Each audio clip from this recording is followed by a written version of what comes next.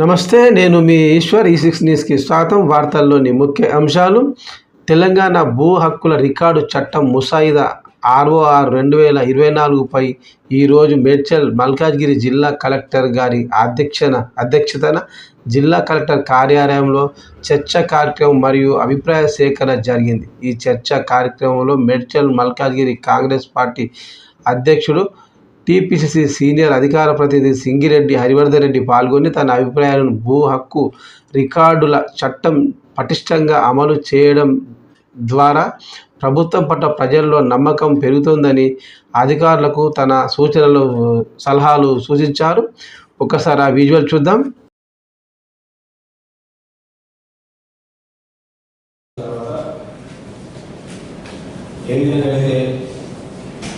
Revenue చట్టంలో ఉన్నటువంటి రుసులను తొలగించి ప్రజల అభీష్టాల మేరకు ఏ విధంగా ఉండాలో అధికారులను, ప్రజలను, అన్ని పార్టీల నాయకులను సమన్వయం చేస్తూ చట్టం చేయాలని నిర్ణయం తీసుకున్నటువంటి కాంగ్రెస్ పార్టీ మన ముఖ్యమంత్రి రేవంత్ రెడ్డి గారికి, మంత్రివర్గానికి అందరికీ కూడా ధన్యవాదాలు తెలియజేస్తూ,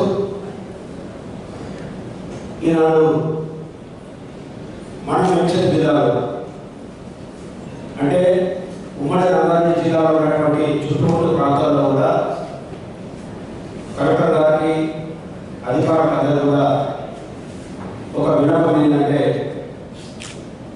సార్ ముఖ్యంగా మా దగ్గర 1981లోనే చాలా భూములు కూడా పట్టణానికి దగ్గరలో ఉన్నాయి కాబట్టి రైల్వే స్టేషన్ ఉన్న చోట, బస్ డిపో ఉన్న చోట ఆనాడే భూములు పురాపత్రులకు, ఈనాడు HMD ఆనాడు కూడా పురాపత్రులకు రానటువంటి భూములు అనేటివి కూడా ప్లాట్గా చేసి ఉద్యోగాలు చేసేటువంటి చిన్న చిన్న ఉద్యోగస్తులు ప్లాట్లు తీసుకోవడం జరిగింది.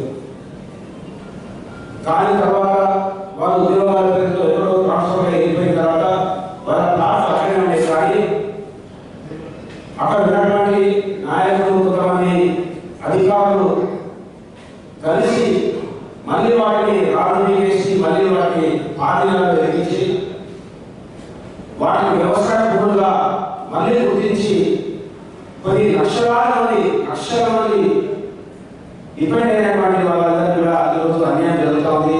దాన్ని ఈ యొక్క చట్టంలో కూడా చేర్చి లక్షల మందికి న్యాయం చేయాల్సిందిగా, మామూలు ఉద్యోగస్తులు వాళ్ళు ముసలు అయిపోయారు, వాళ్ళ పిల్లలు కూడా చాలా ఇబ్బందులు పడుతున్నారు, వాళ్ళకు న్యాయం చేయాలని నేను విధులు కోరుతా ఉన్నాను. అదేవిధంగా మనము ఒక సర్వే నెంబర్లో 50 ఎకరాల భూమి ఉంటుంది. 50 ఎకరాల భూమి ఉంటే ఆ భూమికి సంబంధించినటువంటి ఒక 2 ఎకరాలతో కోర్టుకు పోయి ఒక స్టేటస్ తీసుకొచ్చి ఆ 50 మందికి కూడా ఇబ్బందులు కలిసినటువంటి పరిస్థితి ఏర్పడుతుంది. కోర్టు మంచుకోవాలి, పోయేసారి సరైన చేయాలని చేస్తారు. ఈనాడు చాలా మంది ఇల్లు కట్టినటువంటి వాళ్ళు కూడా చాలా మందికి వాళ్ళ పిల్లలకు విదేశాలు ఎందుకంటే లోన్ తీసుకోవాలని కూడా అది ఆ శ్రేయాన్ని కనిపించి వాళ్ళకి ఎలాంటి ఉపయోగం లేనటువంటి పరిస్థితి ఏర్పడింది. దీని కూడా ఎందుకంటే మనం పట్టణానికి వెళ్తాం, ఇప్పుడు కరీంనగర్, వరంగల్ పట్టణానికి దూరం ఉన్నటువంటి వ్యవసాయ భూములు వేరే, వ్యవసాయేతర భూములు వేరే. మన దగ్గర చాలా పట్టణ ప్రాంతం కాబట్టి చాలా మంది ఇబ్బందులు పడుతూ ఉన్నారు. అదేవిధంగా సర్వే వలన ఒక రైతు అప్లై చేసుకుంటాడు, ఆయన పాస్బుక్ ఉంటుంది, పట్టా ప్రకారం ఆయన ఉంటుంది.